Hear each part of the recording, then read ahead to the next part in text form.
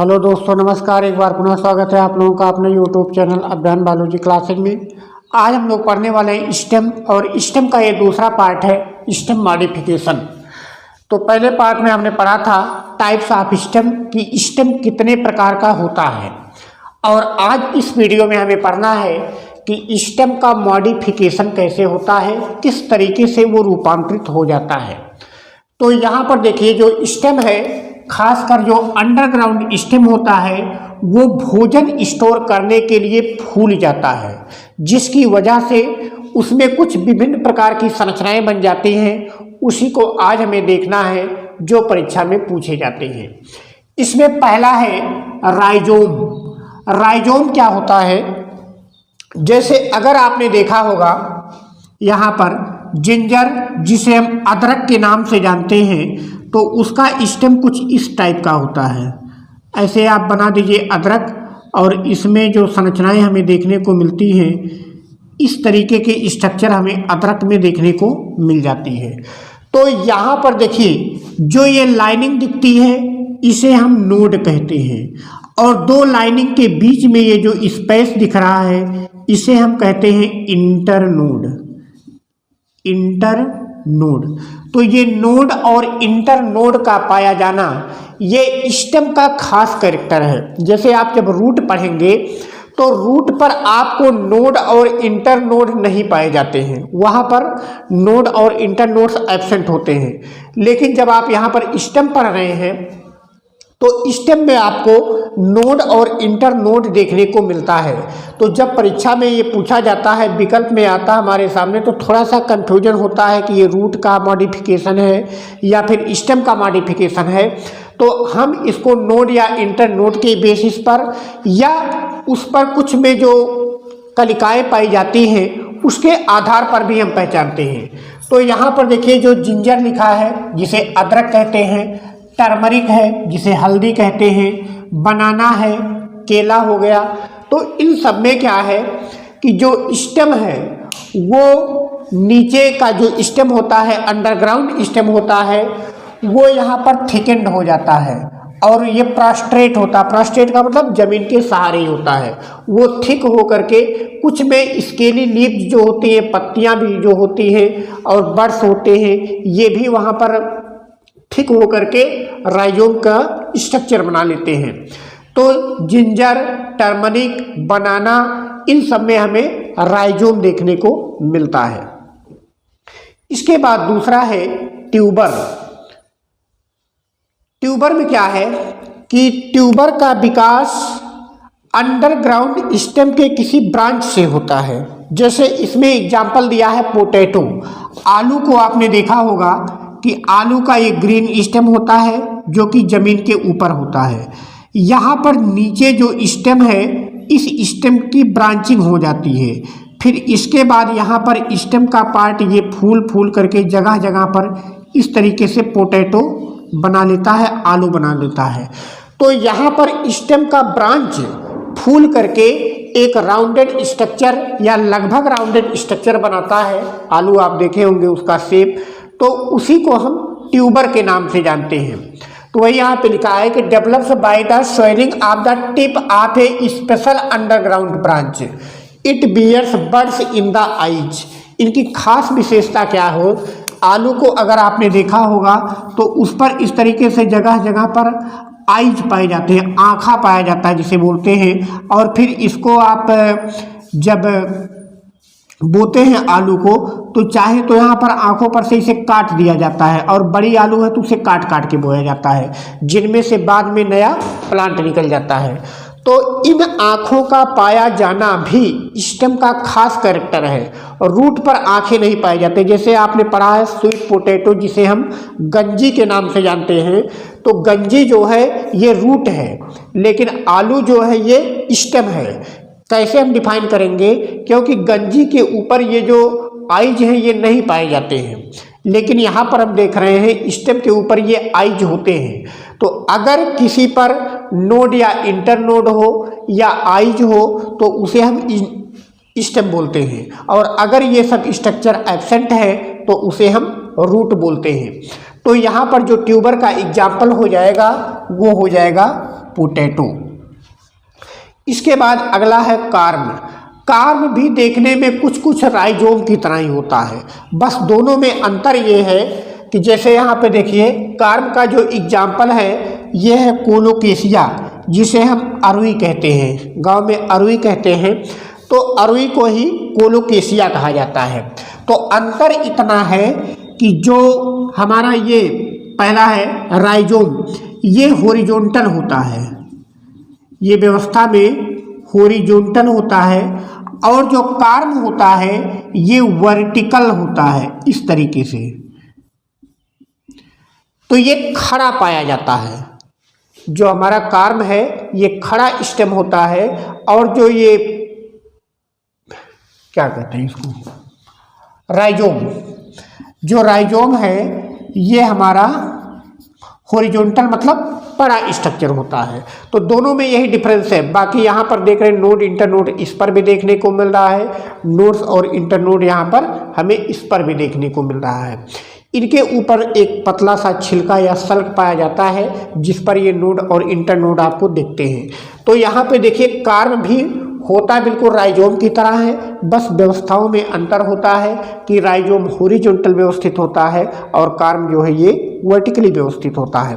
तो कोलोकेशिया जिसे अरुई कहते हैं और सैफ्रान, इनमें हमें देखने को मिलता है कार्म का स्ट्रक्चर। इसके बाद अगला है बल्ब। बल्ब क्या होता है, आप ध्यान दिए होंगे प्याज, तो प्याज में जो स्टेम है नीचे इस तरीके से प्याज होती है, तो प्याज में जो स्टेम नीचे होता है यहाँ पर वो काफ़ी डेंस होकर के बहुत ही मजबूत स्टेम बना देता है। तो वास्तव में यहाँ पर जो स्टेम का मॉडिफिकेशन वो केवल इतना होता है, बाकी जो प्याज का पोर्शन आप खाते हैं वो स्टेम का मॉडिफिकेशन नहीं है, वो मॉडिफिकेशन लीव्स का होता है। तो यहाँ पर पत्तियाँ और स्टेम दोनों मिल करके मॉडिफाइड होते हैं, तो स्ट्रक्चर जो बनता है वो हमें बल्ब के रूप में प्राप्त होता है, जिसका एग्जाम्पल है ओनियन जिसे प्याज कहते हैं और गार्लिक जिसे हम लहसुन के नाम से जानते हैं। तो बल्ब की क्या खास विशेषता होती है कि इसमें सूट भाग लेता है। सूट का मतलब हुआ कि इसमें स्टेम भी होता है और उसके चारों तरफ जो पत्तियां हैं वो भी यहाँ पर कंडेंस्ड होकर के एक फूड स्टोरेज स्ट्रक्चर का निर्माण करती हैं। तो इस प्रकार से यहाँ पर अंडरग्राउंड स्टेम के मॉडिफिकेशन में 4 इंपॉर्टेंट है जो परीक्षाओं में आता है।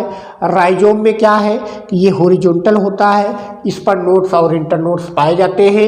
एग्जाम्पल हो जाएगा जिंजर जिसे अदरक कहते हैं, टर्मरिक जिसे हल्दी कहते हैं, बनाना जिसे केला कहते हैं। ट्यूबर में क्या है कि यहाँ पर स्टेम की जो अंडरग्राउंड ब्रांच होती है उस ब्रांच का टिप पोर्शन फूल करके यहाँ पर लगभग राउंडेड स्ट्रक्चर बना लेता है, तो उसे हम ट्यूबर कहते हैं।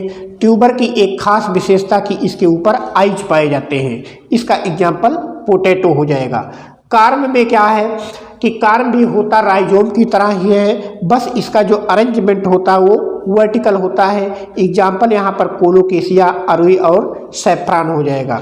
बल्ब में क्या है कि बल्ब में केवल स्टेम का मॉडिफिकेशन नहीं होता है, बल्कि स्टेम के चारों तरफ पत्तियाँ जो हैं ये भी मॉडिफाइड हो जाती हैं। इसका एग्जाम्पल ओनियन और गार्लिक हो जाएगा। तो उम्मीद है कि ये चारों आपको कंफर्म हो गए होंगे। इसके बाद यहाँ पर देखिए कुछ एरियल स्टेम का मॉडिफिकेशन भी हो जाता है परिस्थितियों के हिसाब से। उसमें से पहला है फिल्लोक्लेड। फिल्लोक्लेड में क्या है, in many xerophytic plants like opuntia, opuntia जिसे हम नागफनी के नाम से जानते हैं, उसमें stem becomes green, flattened and fleshy and performs the function of photosynthesis. The leaves are reduce to spines to avoid the transpiration. कुल मिला जुला करके यहाँ पे ऐसे समझ लीजिए कि यहाँ पर अपुंसिया में जो स्टेम होता है वो इस प्रकार से चपटा हो जाता है, इस पर जगह जगह पर कांटे लगे होते हैं। तो ये जो कांटे होते हैं ये पत्तियों के रूपांतरण होते हैं, क्योंकि अपुंसिया एक जीरोफिटिक प्लांट है जो कि मरुस्थल में पाया जाता है, तो वहाँ पर पानी की वैसे ही कमी होती है। अगर यहाँ पर पत्तियाँ बड़ी हो जाएंगी तो पत्तियों से ज़्यादातर पानी ट्रांसपायरेशन के रूप में, वाष्पोत्सर्जन के रूप में निकल जाएगा। तो उस वाष्पोत्सर्जन के लिए कम सतह मिल सके इसलिए पत्तियां यहाँ पर कांटों में रूपांतरित हो जाती हैं। और जब पत्तियां कांटों में रूपांतरित हो जाती हैं तो फोटोसिंथेसिस कौन करेगा? तो फोटोसिंथेसिस का काम यहाँ पर स्टेम करने लगता है। वो फ्लैटेंड हो जाता है, चपटा हो जाता है, मांसल हो जाता है, ग्रीन हो जाता है और वही वहाँ पर फोटोसिंथेसिस का काम करने लगता है। तो यहाँ पर जो फिल्लोक्लेड का एग्जाम्पल होगा, देखिए फिल्लोक्लेड अलग है, फिल्लोड अलग है, क्लेडोड अलग है। ये तीनों जब परीक्षाओं में आते हैं तो थोड़ा सा कन्फ्यूजन क्रिएट करते हैं, इसलिए यहाँ पर आप कंफर्म कर लीजिए कि फिल्लोक्लेड क्या होता है, फिल्लोड क्या होता है और क्लेडोड क्या होता है। तो फिल्लोड का एग्जाम्पल हमने बनाया नागफनी, यहाँ पर स्टेम चपटा हो जाता है, पत्तियाँ कांटों में रूपांतरित हो जाती हैं और स्टेम यहाँ पर फ्लैटेंड होकर के फोटोसिंथेसिस का काम करने लगता है। यहाँ पर जो फिल्लोड होता है, फिल्लोड ये स्टेम का मॉडिफिकेशन नहीं है, इसीलिए हमने यहाँ पर देखिए कोई नंबरिंग नहीं किया, 1 के बाद 2 नंबर यहाँ पर नहीं डाला है।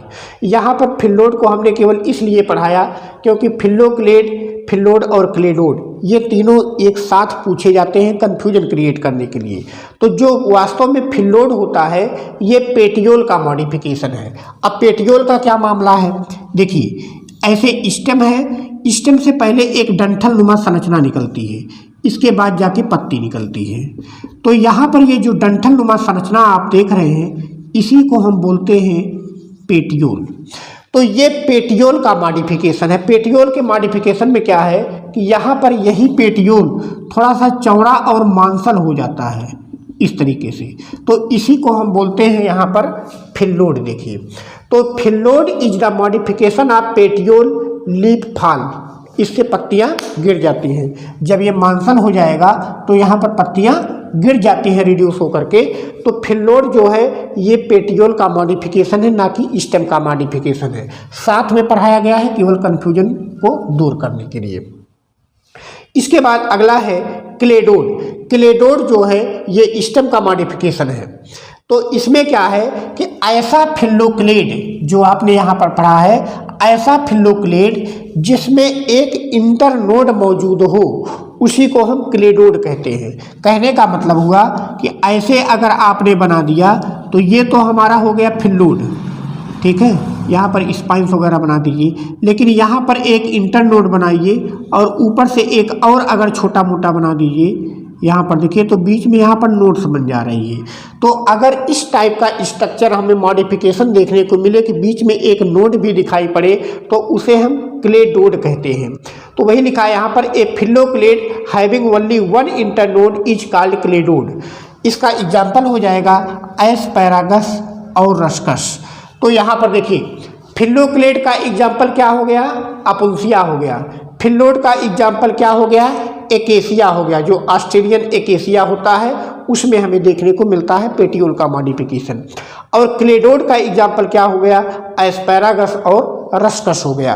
तो यहाँ पर एग्जाम्पल विधिवत याद करिएगा और ध्यान रखिएगा फिल्लोड खास करके ये स्टेम का मॉडिफिकेशन ना होकर के ये पेटियोल का मॉडिफिकेशन है। बाकी जो फिल्लोक्लेड और क्लेडोड है ये दोनों स्टेम के मॉडिफिकेशन है।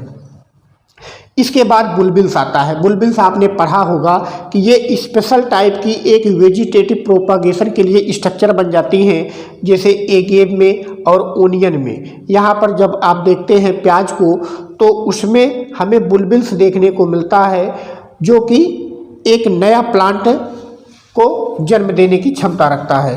तो वही यहाँ पे लिखा है कि बुलबिल्स जो हैं ये स्पेशल वेजिटेटिव स्ट्रक्चर्स होते हैं। इसके बाद थार्न मीन्स कांटे होते हैं। कुछ में स्टेम जो है वो कांटों में भी रूपांतरित हो जाता है और एक डिफेंस ऑर्गन्स के रूप में काम करता है। जैसे आपने देखा होगा सिट्रस, मतलब जो नींबू होता है, नींबू में स्टेम में ढेर सारे कांटे निकले होते हैं। तो कुछ जगह पर तो पत्तियां कांटों में रूपांतरित होती हैं, जैसे आप यहाँ पर नागफनी के केस में देख रहे हैं कि यहाँ पर पत्तियां कांटे बनाती हैं, लेकिन यहाँ पर सिट्रस के केस में देखते हैं वहाँ जो कांटा बनता है वो स्टेम से बनता है। बोगनवेलिया में भी जो कांटा बनता है वो स्टेम से बनता है। एगेल मार्मिलास जिसे हम बेल के नाम से जानते हैं, बेल में भी जो कांटा होता है वो स्टेम का मॉडिफिकेशन होता है।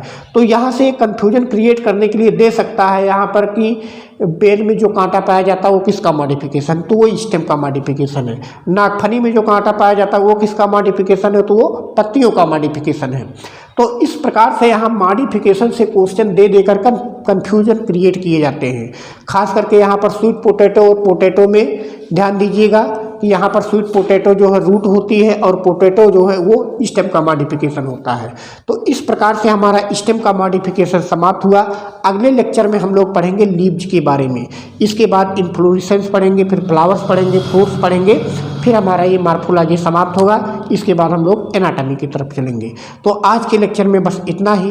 तब तक के लिए नमस्कार। वीडियो को ज़्यादा से ज़्यादा लाइक, सब्सक्राइब और शेयर करते रहिए। धन्यवाद।